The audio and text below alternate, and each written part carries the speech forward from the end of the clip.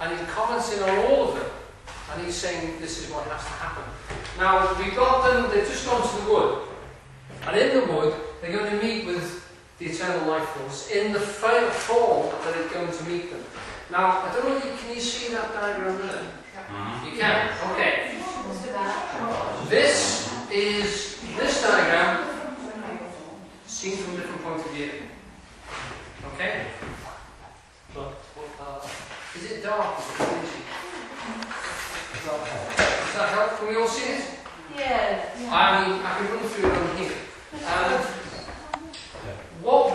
I finished up saying that Shakespeare is playing about with people, inventing his own characters so that he can play about with references.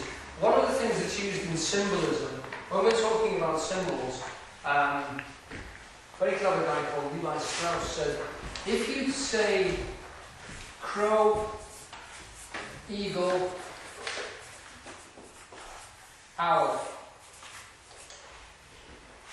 Now, if you talk about particular references, you can hold different ones in here, because these two are predators, and we feel that they're more active and more honourable than this one, which is a scavenger. But these two are daybirds, and that's a night bird. When we use the three of them, if we're talking about night and day, we link them in different ways than if we talk about them in terms of function, like predator and scavenger. If we don't tell people what we're doing and we just use a crow, an eagle and an owl, those things are held unconsciously as we listen to the story, and we've got both simultaneously. So Shakespeare's giving us multi-layers of symbols by not telling us exactly this is a bit of Satan, with a little bit of Jove and a little bit of Saturn as well. But we hear it, like we hear it in the fairies being sort of pagan reflections of the gods.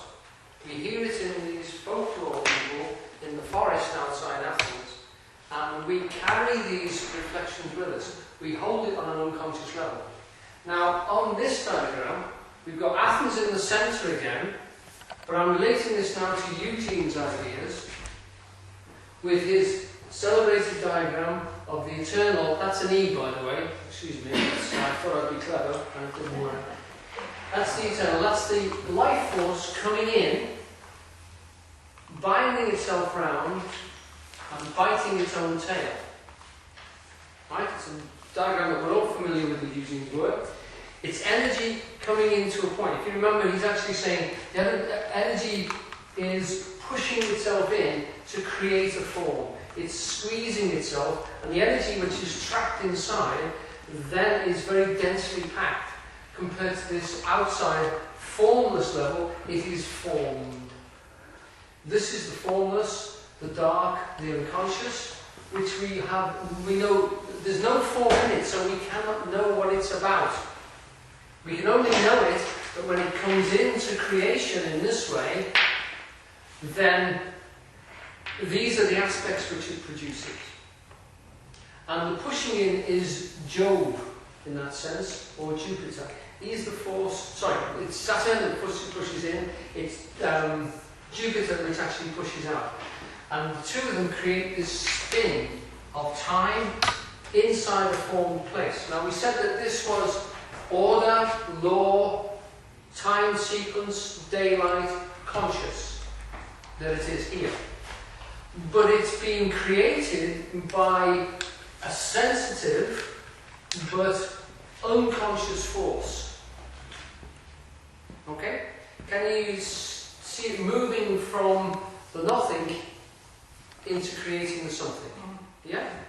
So Eugene's talking about the white paper being the infinite, unchanged, undifferentiated. It slowly starts to make a point of itself, a significant point, by focusing inwards. As it starts to pull inwards, the bit it's pulling into is getting densely intensified and starts to stand out with reference to all this around it, which is relaxed. So we've got a stress situation here and an unstressed situation there. This thing is feeding that, this thing is making that, this thing focuses on that. This is the eye of God. This is the bit he can see, because in here there's nothing to see. But that is what it looks like when it forms itself. And it's the energy tying into itself and pouring into it. Now it's constantly created here, and this energy is constantly coming in. And as it does so, it forms cycles of time inside. So this is a universe, or an individual, or an atom, or a cell.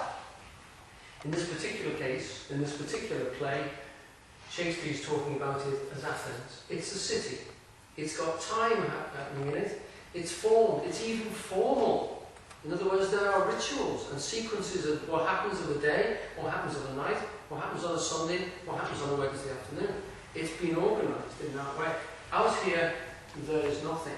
That's exactly similar to what we were talking about before. Here's the city, there's the wood all around it. Okay? So, in going out into there, you're moving into the formless. And moving into there, you're moving into the form. You're going from the unconscious, because there's nothing to be conscious of, there's no differences, into the place where it's extremely differentiated, and you can be very conscious in there of forms, of shapes, of laws, of objects. Okay? Nothing, something. Now, what's happening now is these guys, who've all got their situations clearly defined, and they're uncomfortable with them, are, for various reasons, going not into the dark. Shakespeare doesn't call it the dark, he calls it the moonlight. It's half-light. So they're not going into the unconscious, they're going into the semi- or subconscious realm, in which there are forms which are loosely formed. There are characters in there which we would call gods, or ghosts, or fairies. There are forms which are not tightly fastened or fixed, they're loose and they're mutable. So this is very, very mutable area here. Now, if we relate this, we can relate this to many sort of symbolisms. The first one that comes to mind, if we call this waking consciousness, which we put on here, right there, waking, if we call this awake, and we call this deep sleep,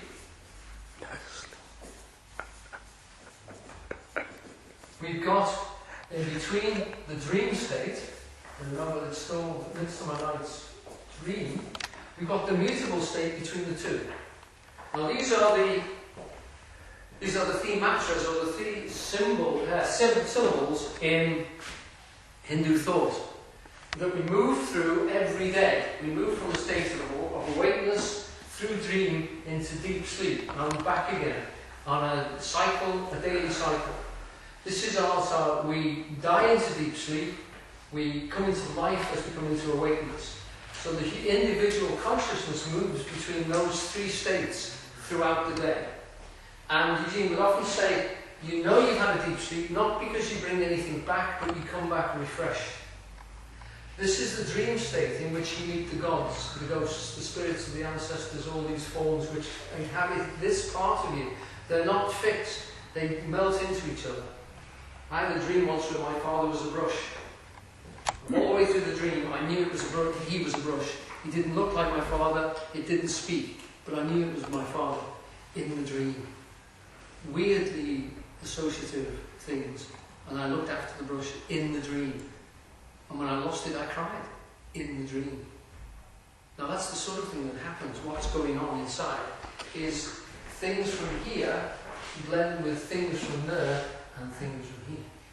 So you know yourself in a completely different way. It's the forming level. Now what's happening is in sleep is we're going into that and coming back. Shakespeare says sleep knits up the raveled sleeve of care. You go into that and you are rewoven in a new way. There's a character in the play called Bottom the Weaver. He's the only one that meets the fairies full on. As a donkey, he seduces the Queen of Fairy. Now think about that.